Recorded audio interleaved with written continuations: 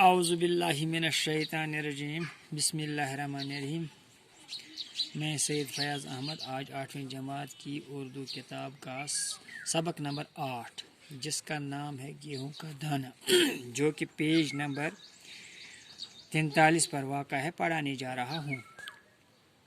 سپاہیوں نے ایک بوڑھے کسان کو دربار میں حاضر کیا۔ سپاہی جو تھے انہوں نے ایک بوڑھے کسان کو دربار میں حاضر کیا۔ وہ 2 لاٹھیوں کے سہارے چلتا تھا۔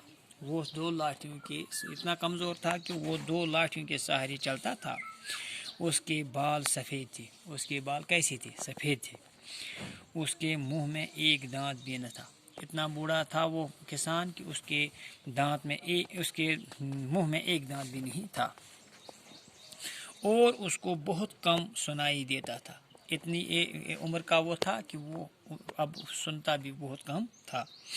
راجا نے گیہوں کا دانہ اس کے ہاتھ میں رکھا۔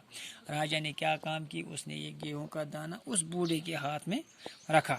بوڑھے نے اسے الٹ پلٹ کر دیکھا۔ بوڑھے نے اس کو کبھی ایسے دیکھا، کبھی ویسے دیکھا، تو آخرکار اور انگلیوں سے چھو کر اندازہ لگایا کہ یہ کیا چیز ہے۔ تو آخرکار اس کو یہ اندازہ لگایا کہ آخرکار یہ کون سا چیز ہے۔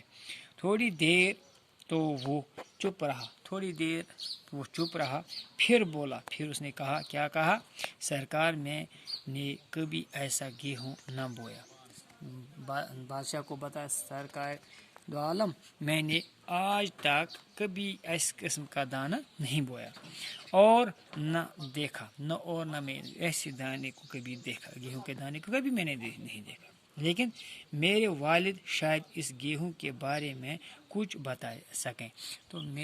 تو اس کسان نے بتایا، شاید میرا والد صاحب اس کے بارے میں کچھ ہمیں بتائیں گے۔ اس پر راجا نے حکم دیا، اس بات پر راجا نے کیا دیا؟ حکم دیا کہ اس کسان کے باپ کو دربار میں حاضر کیا جائے، یہ کسان بہت ہی بوڑھا تھا۔ اب یہ کسان اس پہلے کسان کا باپ زیادہ بوڑھا تھا۔ وہ ایک لاٹھی کے سہارے چلتا تھا، اور اس کی ایک آنکھ ابھی کام کرتی تھی،